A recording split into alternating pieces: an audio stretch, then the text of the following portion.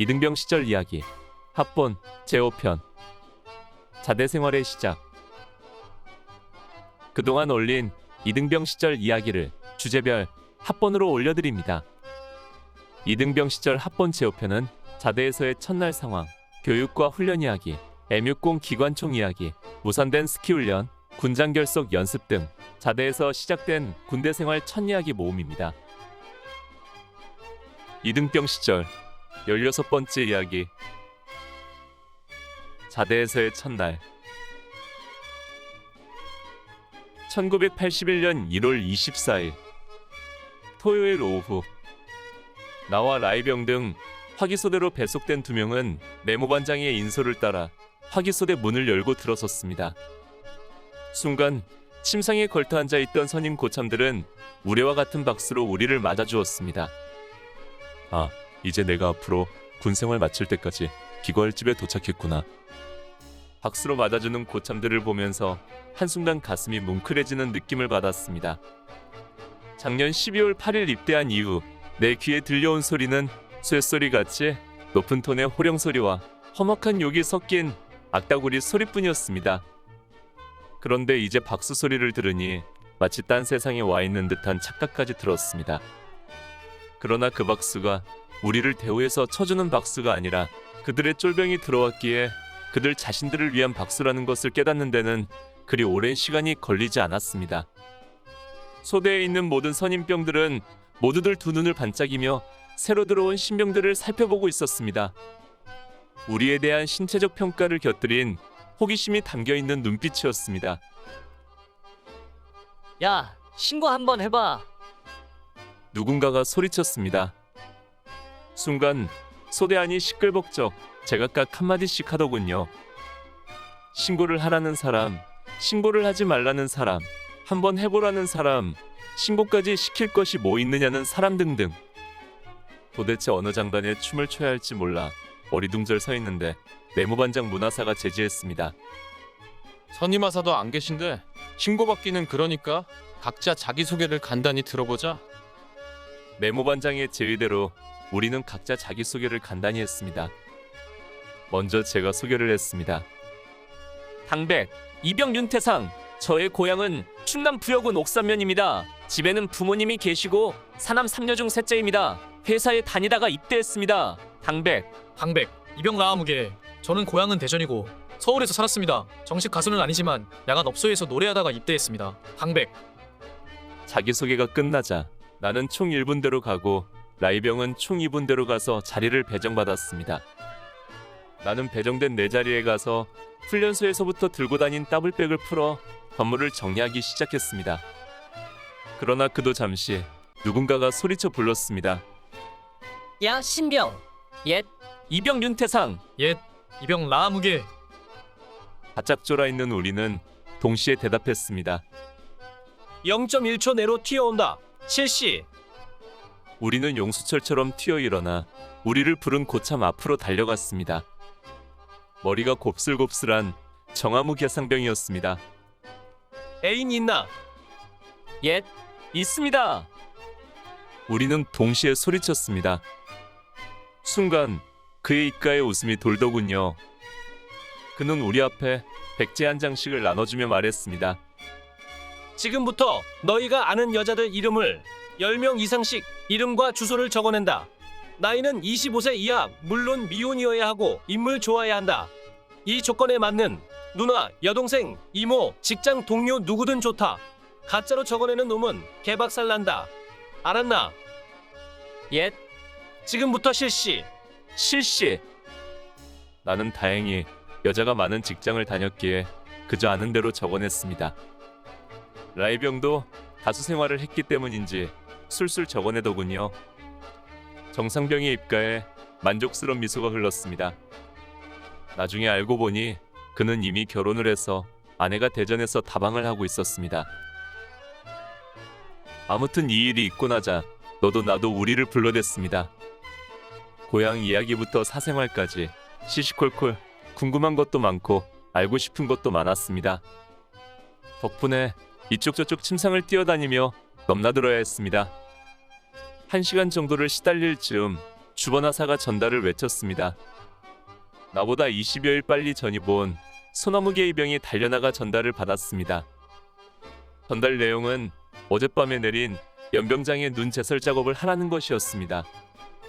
마침내 그 시달림 속에서 우리는 해방되었고 모두들 중대 창고에 가서 쌀이비와 넉가래와 칡농쿨로 엮은 담가 등을 가지고 집합하였습니다.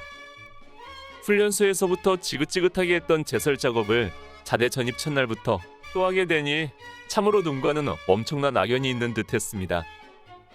그래도 네모반에서 시달리는 것보다는 제설 작업이 훨씬 나았습니다. 제설 작업은 연병장 전체를 각 중대별로 구역을 나누고 그 중대 구역을 다시 소대별로 나눠서 각기 자기 소대 구역만 치우는 방식이었습니다. 우리 화기소대는 비록 인원은 적었지만 덩치 크고 일 잘하는 사람들이 많았습니다.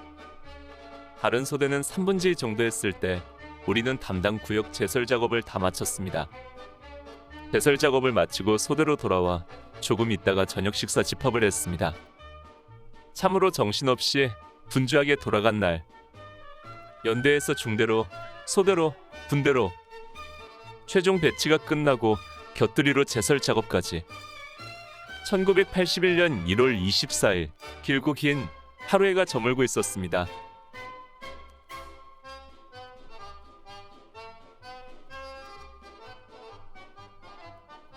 이등병 시절 17번째 이야기.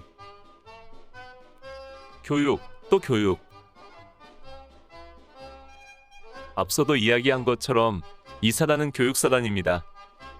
전방에서 철책선이나 해안선을 지키는 전투사단, 후방에서 각 지역에 배치되어 있는 향토사단과 달리 교육사단은 전투사단의 후방에 위치하여 오로지 전술전기를 연마하며 최고의 전투력을 유지하고 있다가 유사시 전투사단을 대신하여 적의 침공을 막아내는 역할을 감당해야 하는 것이 교육사단의 임무라고 했습니다. 그러기에 우리의 가장 큰 업무는 교육과 훈련이었습니다. 매일매일의 일과는 오로지 교육을 위한 학과 출장과 또 야외 훈련으로 이루어져 있었습니다.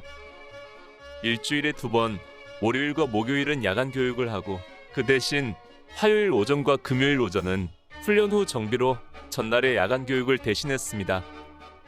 매주 수요일은 오전에 정원교육 및 정신교육 또는 중대 소대 단결회 등으로 내무교육을 실시하고 오후에는 전투체력을 위하여 구보와 태권도, 나중에는 특공무술 등을 실시했습니다. 토요일은 오전에 내무검사가 가장 중요한 행사였습니다. 내무검사를 위해 아침부터 보통 미싱하우스라 부르는 물청소를 기본으로 내무반 안을 깨끗이 대청소하고 중대장 또는 소대장이 실시하는 검사입니다. 때로는 대대장 또는 연대장이 실시하는 내무검사도 있었습니다. 이럴 때는 아주 높은 상관이 부대를 시차르기 전에 실시했었습니다. 내무검사가 끝나면 중대장이나 소대장의 정원교육이나 자체 정원활동 등으로 비교적 자유로운 교육이 실시되고 한 주를 마감합니다.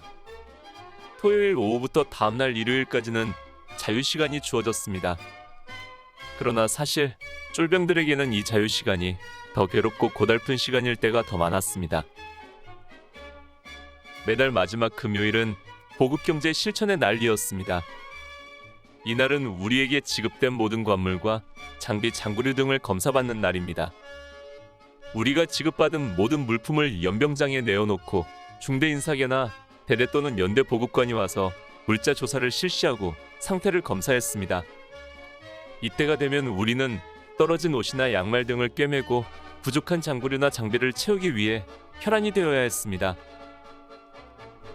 1981년 1월 26일 월요일, 마침내 자대에서 정식으로 맞는 첫 번째 업무일입니다. 그날 아침 나는 우리 소대장인 방아무개 중사를 처음 보았습니다.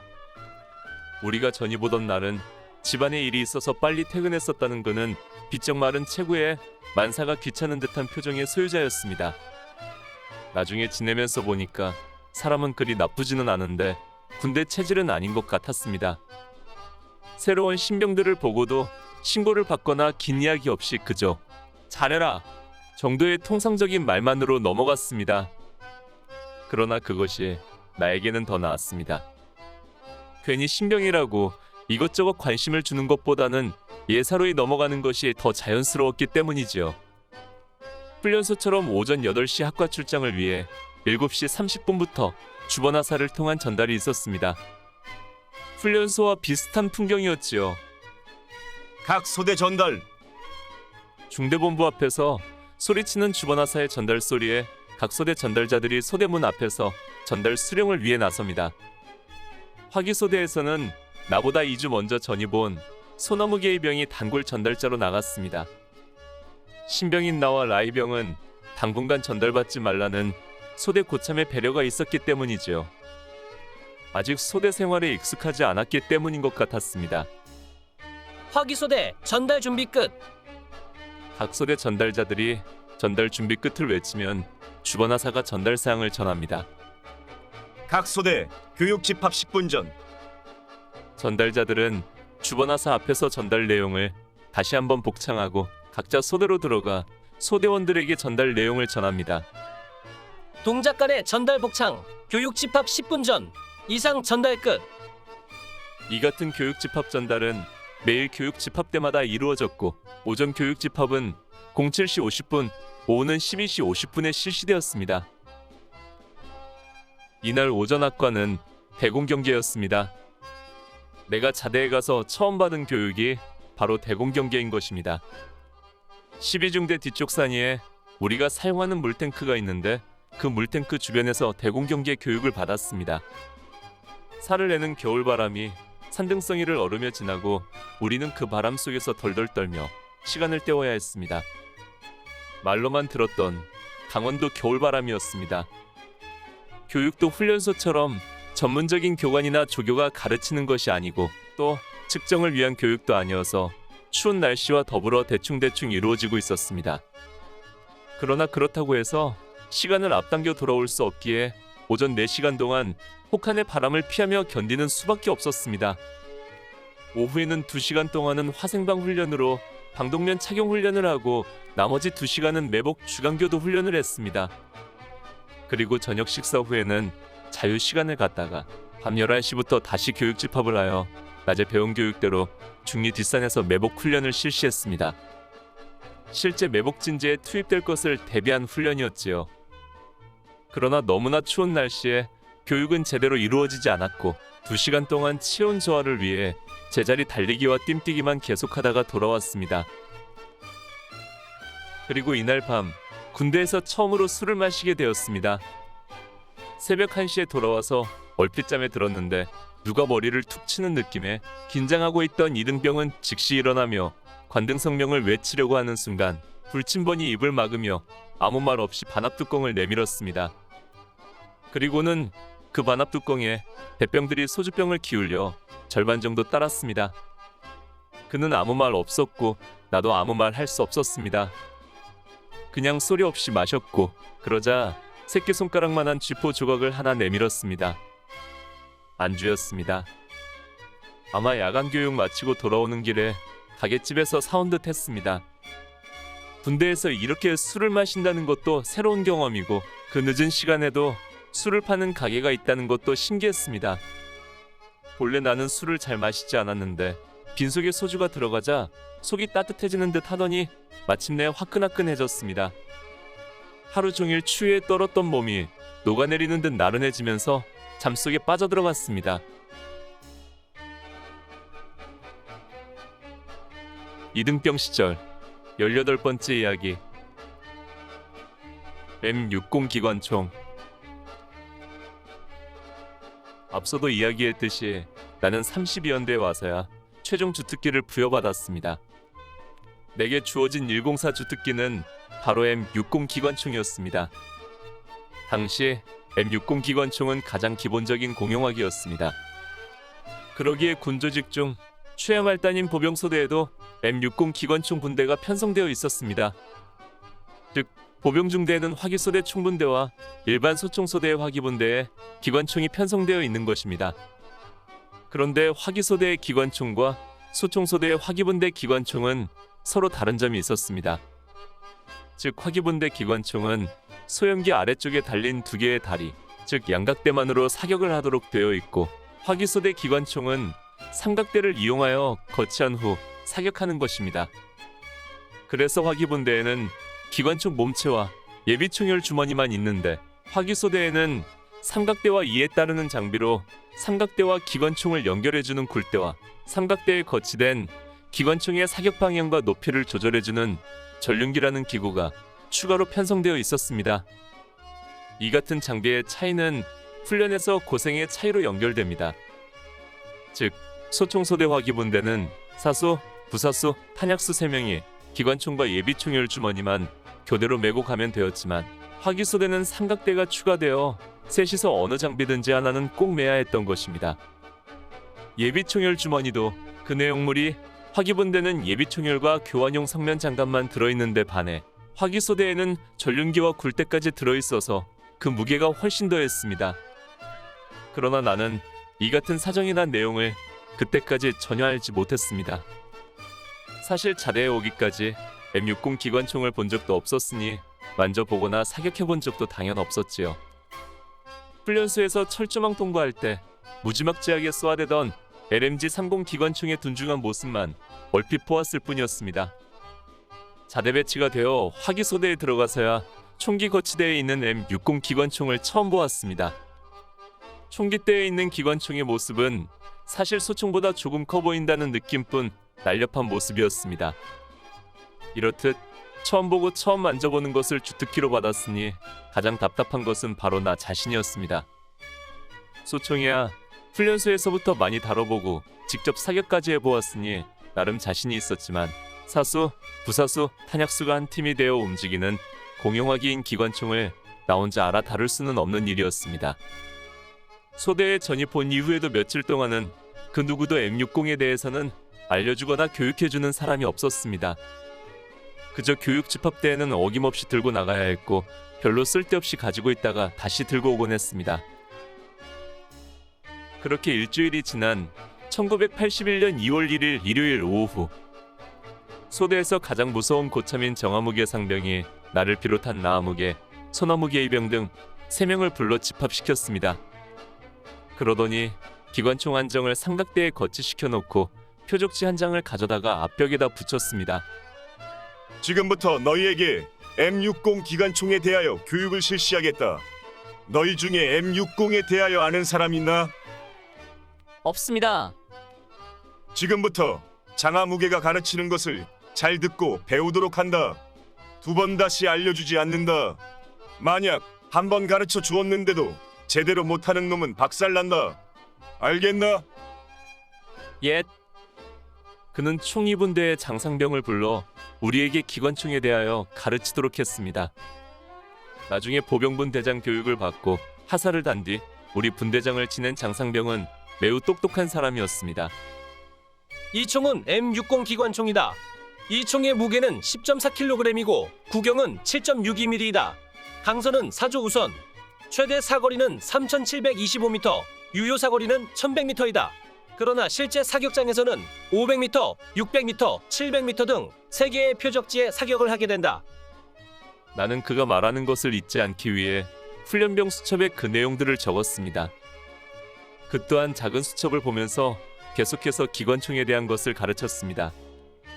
이 총의 발사 속도는 최대 분당 600발로 최대 발사 속도로 사격하는 것을 순환사격이라 하고 순환사격 시에는 총열을 1분마다 교환해 주어야 한다. 그러나 실제 사격에서는 3, 4발씩 끊어서 사격하는데 이를 점사라 한다. 그가 교육을 실시하는 동안 수시로 정상병은 장상병의 교육을 끊고 우리에게 배운 것을 질문했습니다. 우리가 그 질문에 대답을 잘하지 못하거나 틀리면 즉시 기합이 곁들여졌습니다. 기합은 주로 깍지 끼고 엎드리기와 그 상태에서 2다리를 관물대에 올리기였습니다. 어느 정도 이론 교육이 끝나자 정상병은 1총사수 이하무개 상병과 3총사수 김하무개 상병을 불러 시범조교로 세우고는 기관총 운용에 대해 가르쳤습니다. 화기소대 M60은 삼각대가 있는 기관총이다. 삼각대와 총을 연결해주는 이것이 굴대이고 총의 사격 방향을 조절해주는 이것이 전륜기이다. 기관총 사수가 총의 중심에 위치하고 부사수는 사수의 오른쪽에 위치하여 사수의 명령에 따라 전륜기 크리크를 조정하며 탄약수는 사수의 왼편에 위치하여 실탄을 공급해주는 역할을 한다. 사수는 조준이 끝나면 사격을 하는데 기관총은 실탄이 서로 연결되어 있기 때문에 방아쇠를 계속 당기고 있으면 연발 사격이 된다. 따라서 사수는 산발 점사를 위해서 방아쇠를 당기는 훈련을 해야 한다. 부사수는 전륜기를 조작하여 사격 방향을 좌우 상하로 조절하는데 밀고 당기고 올리고 내리기를 3mm씩 조절하는 훈련을 해야 한다. 우리는 고참들의 설명과 시범을 보고 배운 뒤 우리들이 역할을 나누어 사수 부사수가 되어 총을 조작하는 연습을 했습니다. 그러나 처음 해보는 일들이 잘 될 수는 없었고 그때마다 우리는 원산폭격과 깍지 끼고 엎드려 그리고 그 상태에서 관물대 타기 등 얼차려를 받아야 했습니다. 이 같은 주특기 교육을 소대 고참들을 통해 수차례 받으면서 우리는 M60 기관총의 전문가들이 되어갔고 얼마 뒤에 조총훈련을 통해 실제 전투에서 기관총을 운용하는 방법 등을 배울 수 있었습니다. 안 되는 일이 없는 곳이 군대라고 했던가요?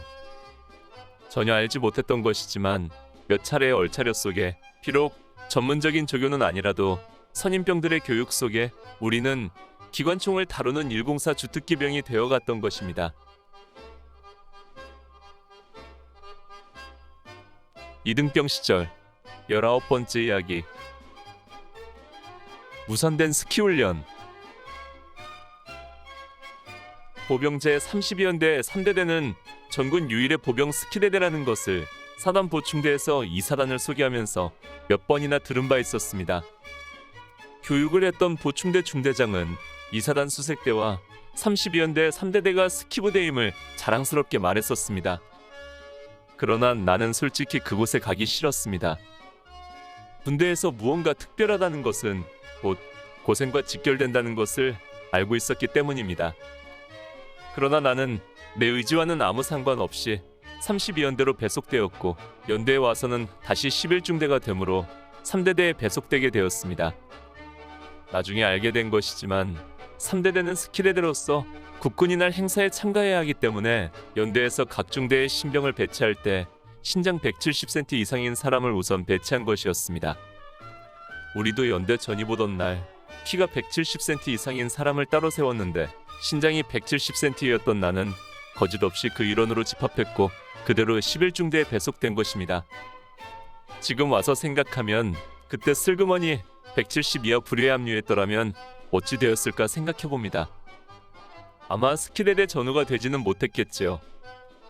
아무튼 스키대대원이 되어 자대에 전입 온 이후 고참들에게 가장 많이 들은 말이 스키훈련 이야기였고 고참들의 가장 큰 걱정도 스키훈련이었습니다.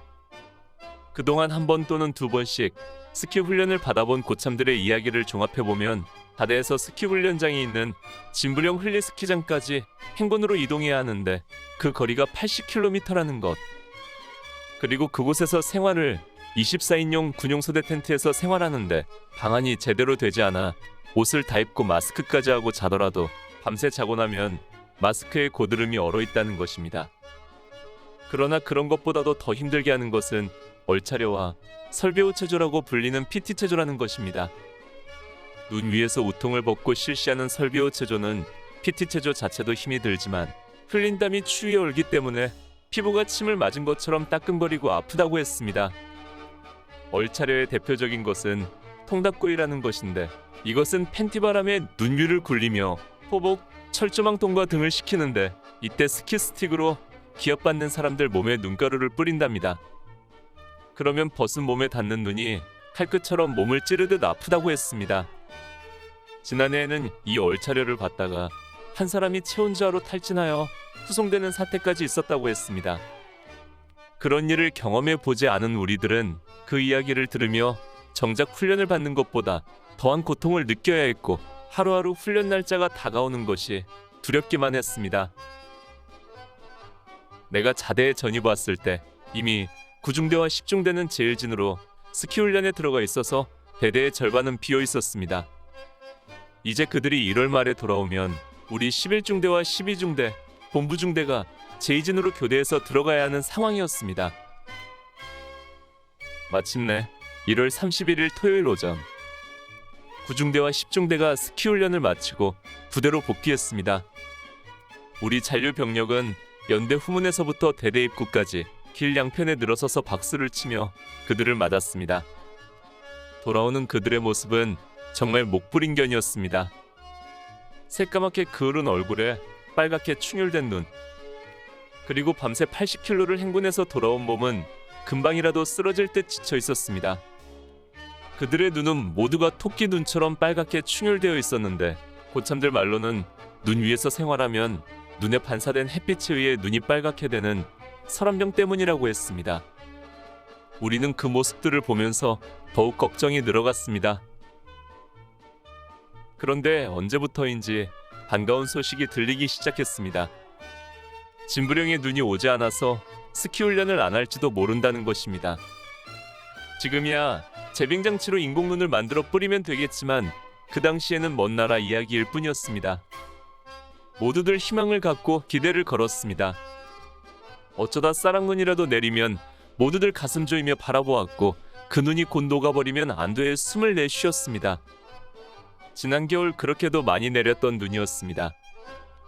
훈련소에서 수없이 제설 작업을 해야 했고 내가 자대에 전입 와서 처음 한 일도 제설 작업이었습니다. 그런데 이상하게도 내가 전입 오던 날 눈이 내린 이후 눈이 내리지 않는 것입니다.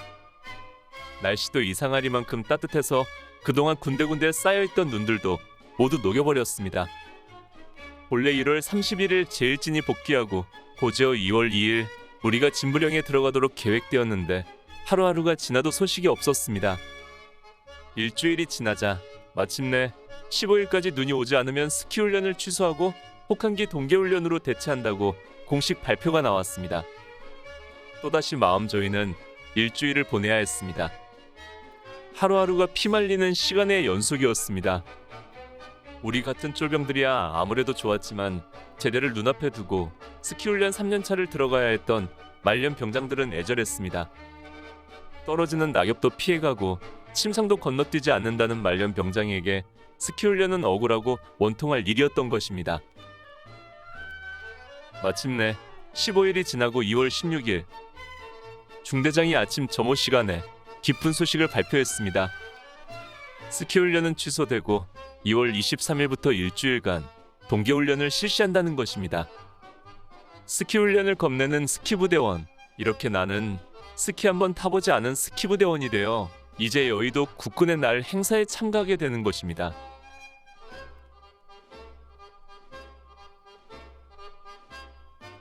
이등병 시절 20번째 이야기. 군장 결속 연습. 군장이 무엇인가? 이 질문에 간단히 답하면 군인들이 짊어지고 다니는 괴나리 보찜이라고 할 수 있습니다. 완전 군장에는 군인이 야전에서 생활할 수 있는 모든 것들을 넣고 부착하게 되어 있습니다. 군장 속에는 속옷을 비롯한 피복류와 생필품 등을 넣고 외부에 모포와 텐트, 판초회, 그리고 반합, 야전삽, 텐트 지주대 등을 결속하는 것입니다. 군장은 군인에게 있어서 꼭 필요한 생활 필수품이고 또 삶의 애환이기도 했습니다. 그러나 이렇듯 군인에게 중요한 군장 결속을 훈련소에서는 단 한 번도 해보기는커녕 구경조차도 하지 못했습니다. 언젠가 훈련소에서 기관병들이 군장을 메고 기합을 받는 것을 본 적이 있었는데 사실 그때 그들이 메고 있던 군장은 모포 한 장만 달랑 둘러맨 반쪽짜리 군장에 불과했었습니다. 자대에 전입 오고 나서 야외 동계훈련 실시가 발표되고 난 뒤에 소대에서 고참들에 의해 군장 결속 연습이 실시되었습니다. 이는 연습이라기보다 고참들이 쫄병들을 기합주기 위한 또 하나의 수단이기도 했습니다. 1981년 2월 7일 토요일 오후 정화무계 상병에 의해 주임 일병 서화무계 일병을 제외한 일병 중간 고참부터 그 이하로 집합을 당했습니다. 모두 6명의 쫄병들이 모였습니다. 우리는 침상에 양팔 간격으로 늘어서고 각자 앞에는 빈 군장 한 개와 군장 결속에 필요한 물품들이 쭉 놓여 있었습니다. 지금부터 군장 연습을 실시한다. 먼저 김상병과 양상병 두 사람이 시범을 보일 것이다. 잘 보고 배우도록 한다. 지금부터 시간을 잴 것이다. 시작! 정상병의 신호에 따라 김상병과 양상병은 즉시 군장을 꾸리기 시작했습니다. 익숙한 솜씨로 군장을 다 꾸리는데 걸린 시간은 3, 4분. 그 군장을 메고 제자리 뛰기를 했으나 단단히 결속이 되어 거의 흔들림도 없었습니다. 잘 보았지. 쟤네들은 4분 이내에 군장을 다 꾸렸다. 이제부터 너희들에게는 10분의 시간을 줄 것이다. 10분 안에 완전 군장을 꾸리도록 한다. 알았나? 즉시 실습이 시작되었습니다. 장아무개 병장과 이아무개 상병 그리고 정상병이 감독하고 장상병과 김상병, 양상병 등이 옆에서 지도를 해주었습니다. 그러나 한 번의 시범을 보고 따라서 하기는 무리였습니다. 난생 처음 해보는 나를 비롯한 몇 명은 그 순서조차 헷갈려서 헤매야 했습니다. 먼저 모포를 길게 말아 군장 측면에서 위로 돌아 반대편 측면까지 오게 한 다음 끈으로 결속하고 다른 한 장의 모포를 짧게 말아서 텐트로 싸서 군장 아래쪽에 매답니다. 판초 위를 적당히 말아서 군장 위쪽 모포 위에 결속하고 군장 뒤에 반합을 달고 야전삽을 달고 측면에 텐트 폴대 썸즈를 달면 끝나는 것인데 이 간단한 것 같은 일이 막상 해보려니 영 안 되는 것입니다. 1차 실습 10분간의 시간 동안에 군장 결속을 완료한 사람은 내 부사수인 최영희 일병밖에 없었습니다. 나보다 6개월 고참인 최 일병은 이미 군 생활이 몸에 배어 모든 것이 익숙해져 있었던 것입니다. 이로써 최 일병은 군장 연습에서 완전 제외되었습니다. 나머지 5명은 다시 일렬로 정렬한 뒤에 고참들로부터 가슴을 한 차례씩 맞고 두 다리를 관물대 상단에 올리고 머리를 침상에 박는 기합을 받았습니다. 온몸의 체중이 머리에 쏠려 처음에는 깨질 듯이 아프던 머리가 점차 시간이 지나니 마비가 된 듯 멍해졌습니다. 한참 만에 다시 일어나 군장 꾸리기를 다시 시작했습니다. 이번에는 나와 손이병이 10분 안에 완료를 했습니다.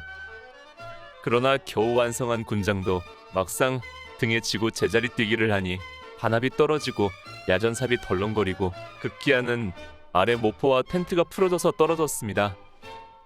여기저기서 키득거리는 웃음소리가 들리는 것도 잠시 정상병의 화난 목소리가 들렸습니다. 전체 깍지를 낀다. 실시. 그동안 자대에 와서 몇 차례 받은 기합 중에서 가장 괴로운 것이 이 깍지를 끼는 기합이었습니다. 두 손을 마주 끼우고 딱딱한 침상에 엎드리면 손가락 마디끼리의 압박으로 뼈마디가 끊어지는 듯 아팠습니다. 그런데 거기에다 두 발을 관물대 상단에 올리면 온 체중이 깍지 낀 손가락으로 몰려 그 고통은 훨씬 더해지는 것입니다. 그뿐 아니라 그 상태로 푸시업을 실시하면 대부분 사람들이 한 번 내려가면 다시 몸을 올리지 못했고 급기야는 머리를 침상에 박고 그대로 굴러 떨어지고 말았습니다. 또 깍지 끼고 관물대를 타고 있을 때 맨 끝쪽 사람을 톡 건드리기만 해도 두 손을 하나로 모아 중심을 잡고 있기 때문에 10이면 10, 100이면 100, 중심을 잃고 옆으로 쓰러지게 됩니다. 이때 여러 사람이 쭉 늘어서서 기합을 받고 있다면 옆 사람에 의해 연속적으로 넘어가는 인간 도미노 게임이 되는 것입니다. 그것뿐이 아닙니다. 대부분 깍지 끼고 5분 이상은 견디기 어려운데 5분 이상 견뎠다고 하는 사람은 엄청난 체력의 소유자이거나 깍지를 느슨하게 끼는 편법을 사용한 사람일 것입니다. 한 번 깍지를 끼고 기합을 받고 나면 압박으로 손가락에 피가 통하지 않다가 풀리면서 자칫 부풀어 오르게 됩니다. 이때 다시 깍지 끼기를 실시하면 그 고통은 전보다 몇 배나 더하게 되는 것입니다. 아무튼 그날 군장 결속 연습은 피 말리는 기합과 실습이 반복되는 가운데 2시간이 넘게 진행되었습니다. 그 과정 속에 우리들의 군장 꾸리는 솜씨도 점차 늘어갔습니다. 바로 이것이 그 당시의 군대식 교육입니다. 그 뒤로 몇 차례 더 토요일과 일요일 오후에 실습과 얼차려 끝에 실력은 더욱 늘어 마침내 5분 안에 눈을 감고도 튼튼하고 단단한 군장을 꾸릴 수 있게 되었으니 이 또한 피눈물 나는 각고의 산물일 것입니다.